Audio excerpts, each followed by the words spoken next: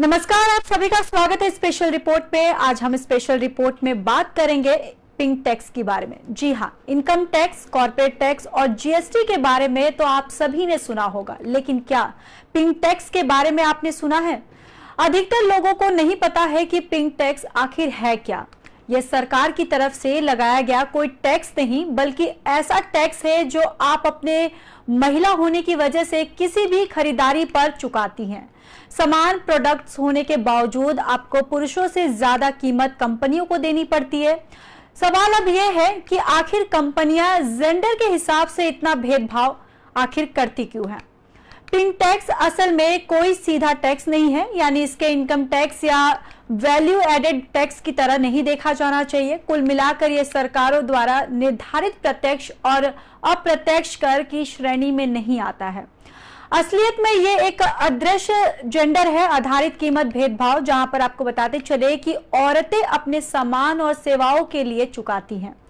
ये तब भी मौजूद रहता है जब हूबहू एक ही तरह की चीजें या सेवाएं ली जाएं। जैसे कि एग्जाम्पल के तौर पर जॉकी या सुत्ती बॉक्सर जो एक पुरुष के लिए करीब 409 रुपये में उपलब्ध है, वही औरतों के लिए 479 चुकाती हैं। इसी तरह बाल कटवाने के लिए भी औरतें पुरुषों से अधिक राशि खर्च करती हैं, भले ही बालों की लंबाई कम क्यों ना हो। जैसे जावेद हबीब सैलून हो या जो हेयर कट और हेयर स्पा और हेड मसाज के लिए कुल पुरुषों को 899 चार्ज करना होता है, तो वहीं औरतों को इन्हीं चीजों के लिए 1799 की कीमतें चुकानी पड़ती है। इसी तरह इस एक तरह से ऐसे देखा जा सकता है कि दुनिया भर की औरतों को औरत होने भर के लिए कीमत अदा करनी पड़ती है। दरअसल ये स्थिति दुनिया के हर भाग में एक जैसी है, भले ही वे अलग राजनीति, सामाजिक, आर्थिक पृष्ठभूमि वाले हैं।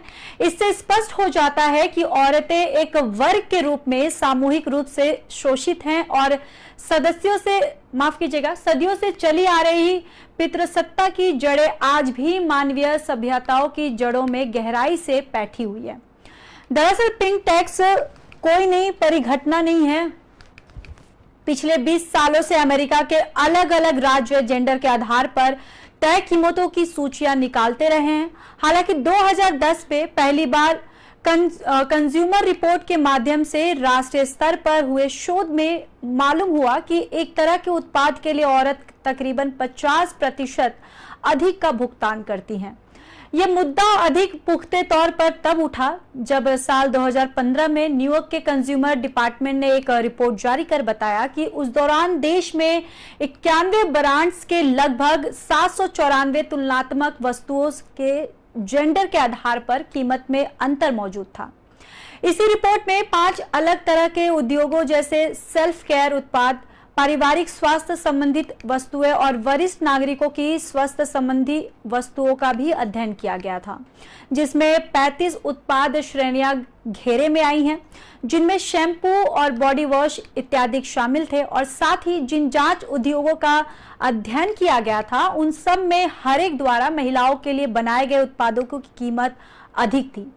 इसके बाद शोधकर्ताओं ने खिलौनों और अन्य सहायक उपकरणों की श्रेणी में 109 वस्तुओं का अध्ययन किया और पाया कि बच्चियों के लिए बने खिलौनों की कीमत लड़कों के खिलौनों के औसतन 7% अधिक है। इन सब में भी सबसे अधिक अंतर सेल्फ केयर उत्पादों के मूल्य में था। वहीं शैम्पू और कंडीशनर, रेजर, बॉडी वॉश जैसी चीजें जिनका रंग छोड़कर बाकी सब लगभग समान था, उनमें एक ठीक ठाक अंतर देखने को मिला। आप देखें तो आज भी यह अंतर बना हुआ है। दरअसल पुरुषों के परफ्यूम, जूते, पर्स, फेसवॉश और क्रीम महिलाओं की तुलना में सस्ते मिलते हैं।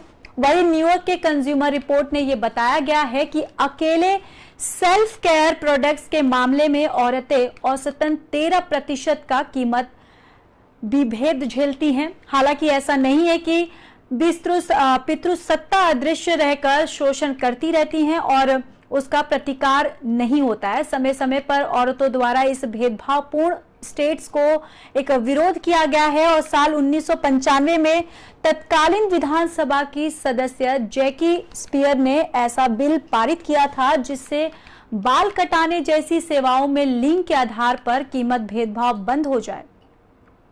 अस्पियर अमेरिकी कांग्रेस की सदस्य और इस भूमिका में उन्होंने राष्ट्रीय स्तर पर ओपिंग टैक्स को हटाने संबंधित कानून दोबारा पेश किया है और अगर ये कानून पास हो जाता है तो उपभोक्ताओं के पास ये अधिकार होगा कि वे कानूनी रूप से कीमत के आधार पर भेदभाव करने वाले व्यापारी उत्पादक के खिलाफ केस कर सकते हैं।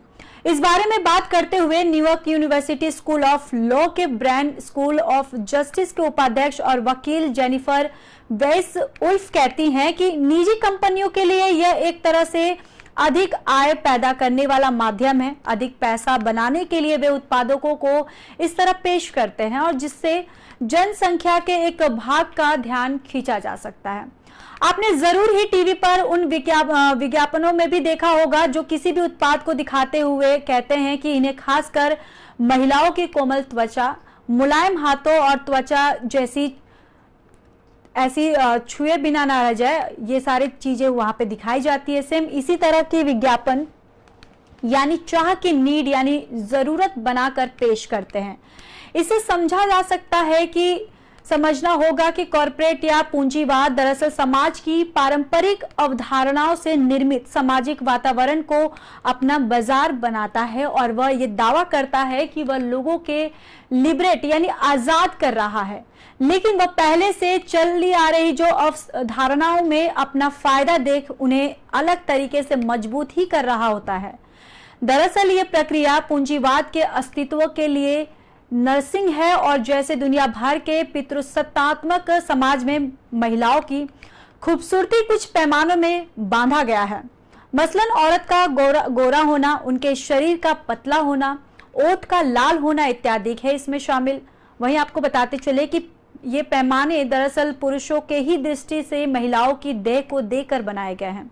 समाज ये मानता है कि स्त्री का अस्तित्व पुरुषों के साथ ही संबंध है और ऐसे में स्त्री का अच्छा दिखना उससे संबंधित पुरुष की छवि के अच्छे होने के लिए जरूरी हो जाता है। ये सुनिश्चित हो सके कि इसके लिए बाजार में कई तरह के उत्पाद मौजूद हैं और ऐसे में उस पैमाने में फिट बैठने के लिए औरत उन उत्पादों का उपभोग करती है और इसके लिए बाध्य हो जाती है। दरअसल ये बाध्यता विज्ञापनों द्वारा सशक्त की जाती है। दरअसल एग्जाम्पल के तौर पर अगर देखें कि लिप्टन ग्रीन टी और विज्ञापन ले लीजिए, जहां पर आप देखेंगे कि कितनी चतुराई से कॉरपोरेट यहां मुख्य धारा के स्वीकार्य एजेंडे को स्थापित कर देता है और हम एक ऐसी दुनिया में जी रहे हैं जहां पर आर्थिक होड़ में अपने चरम पर है।